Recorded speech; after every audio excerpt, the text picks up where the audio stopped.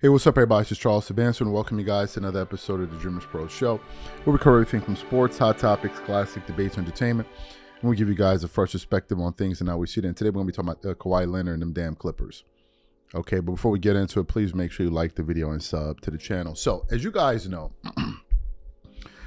there are less than, I think, 10 games per teams for the remainder of this NBA season, which essentially means that the season is coming to a conclusion really quickly.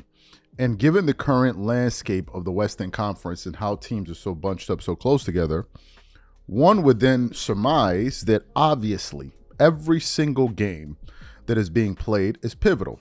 If you're not OKC, okay, who only has 12 losses on the season and have won 9 games in a row, they're already at 60 wins, you need to be focused on every single game. Let me just paint the picture for you. Seeds 2 to seeds 4 are separated by 3 losses. Just 3. Seeds 5 to seeds 8 are separated by just 2 losses. Just 2 losses, which means that these games are critical. Now, I want to say this too. I think I said it on the show not too long ago where I said that one of the people that have turned me off about the NBA, at least this NBA season, but the NBA to a certain extent, is Kawhi Leonard. Kawhi Leonard has been my favorite player dating back to 2018, 19, and that period. The reason I like Kawhi because he's a two-way player. I like how his game looked. He worked a lot with Kobe, so I'm like, if Kobe gave him the stamp of approval, then I need to like this guy too, because Kobe Bryant has thrown his support in his direction. Then Kawhi had that excellent run in 2019. And then from that point forward, after the 2020 season, after they blew it in the Orlando bubble, it's just been one disappointment after the other. And after 5 years of supporting Kawhi Leonard, last year was the final straw for me. Where I'm like, okay, this guy got hurt again. I'm like, I can't do it anymore. So we went through the whole thing of, oh, he's going to be in great shape this summer. Then he's going to come back, and then the season started, and they're like, Kawhi's not going to play. And I remember reading, we're going to ensure that Kawhi Leonard only comes back when he's 100% ready to go. And when he comes back, he won't be missing games, stopping and going. This time, he'll be ready to play the games. Boy, was that a damn lie. Kawhi Leonard came back. He got off to a slow start, and then all of a sudden, in the last 2 or 3 weeks, he really ramped it up. Averaging 25 points a game, shooting over 50% from the field, looking like the Kawhi Leonard that we all know. So I had been pretty excited about some of the things that the Clippers had been doing recently. They've been coming off some very impressive wins. They had an excellent win the other night, I believe, against, let me just see who the team was that they beat. And Kawhi Leonard was fantastic in that game. They beat the Brooklyn Nets. He had 30 points in 3 quarters or 2.5 quarters or whatever it was. He looked excellent. So yesterday, there was a very important game between themselves and the Cleveland Cavaliers. And I was like, okay, it's a Sunday game. I'm going to watch this game. Very excited to see this game. Just for me to tune into the game on League Pass. And as the game is starting, they're kind of like setting up for tip-off. And they say, yeah, something. But Kawhi Leonard won't be available tonight. And I was like, I'm done with these guys. I'm done with these guys. These guys are not serious. And Kawhi Leonard didn't play. And of course, the Clippers lost to the Cavaliers in Cleveland by, I believe, 5 points in a game that they could have won had he played. And I just said to myself, today we got to talk about this. So let's really get into what happened last night. So in the game yesterday, the Clippers ended up losing, as I said, 122 to 127. In that game, Norman Powell scored 34 points. Derrick Jones Jr. chipped in 15. Ivica Zubac had a double-double with 14 and 13 rebounds. Chris Dunn, he had 13. James Harden had 24, 8 and 8. Bogdan Bogdanovic, he had 16 coming off the bench. And they ultimately lost that game. Okay? Let me tell you guys something. I was furious. The reason I was furious is this, and there are few actually. I was furious, number one, because this isn't the first time the Clippers have done this. No. This ain't the first time. The Clippers are one of the most notorious teams in the NBA for load management. The Clippers, for the last 2 or 3 seasons, as someone that used to follow them, have been known to literally throw games. Literally. It'll be a pivotal game. Next thing you hear, Paul George isn't playing. Next thing you hear, Kawhi Leonard isn't playing.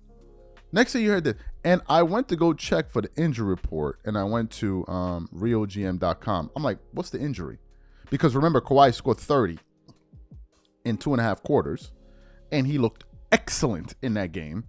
And they reported injury, knee. There is no knee issue.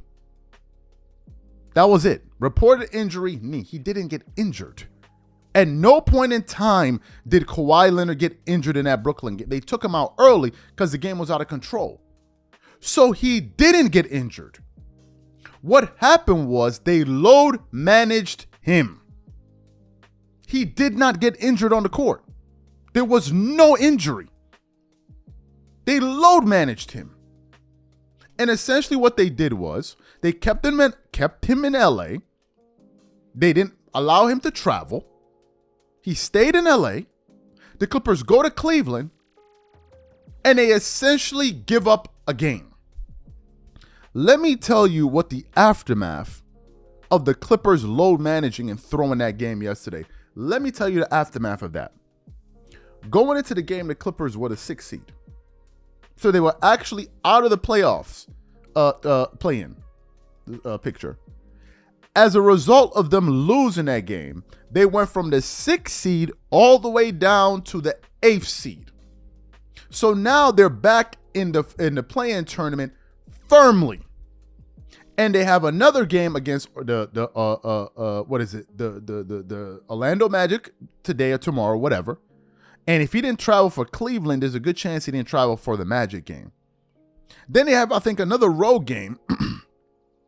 Then they have a home game against the Pelicans, the Mavericks, 2 times in a row.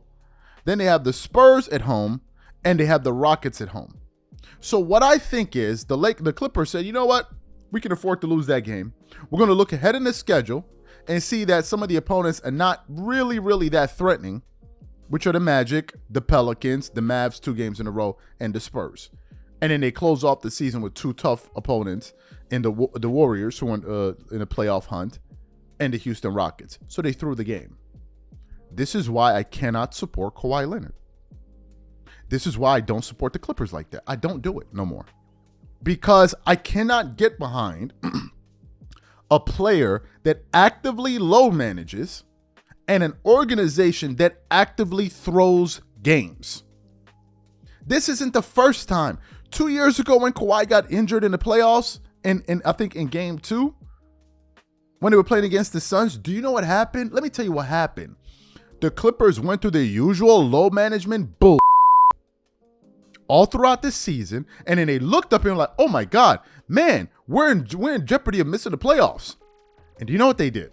They then decided to ramp up Kawhi Leonard and play him. A player that they had been load managing all throughout the regular season, they ramped him up because they now needed to win these games to ensure that they got in the playoffs.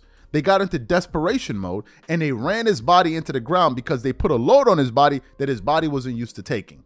And he broke down in game 1 or game 2 in the playoffs. That's what happened. Because they were there throwing games. That's what they did. That's what they've been doing. They do it for years now. They've been doing it for years now. And they did it again last night. How can you take an organization like this seriously? How can you? I can't stand LeBron, but he's always playing. For the most part, he's always there. You can never depend on these guys. Kawhi Leonard, you never can. He just had a 30-point game in 2.5 quarters. The next game, knee. What? Man, the Clippers, I was dying to put up a poll all weekend long, but I'm not going to do it. The poll I wanted to put on the channel was, who is the most unserious team and the biggest joke in the NBA? And I was going to give you guys 4 options. The Clippers. It's them. The biggest joke in the NBA. Just they're throwing games. All in the name of load management. The dude that did not get injured. There was no injury in that game. They took him out because they were blowing out the Brooklyn Nets. And next thing you know, he misses a game. That's these clown-ass Clippers for you.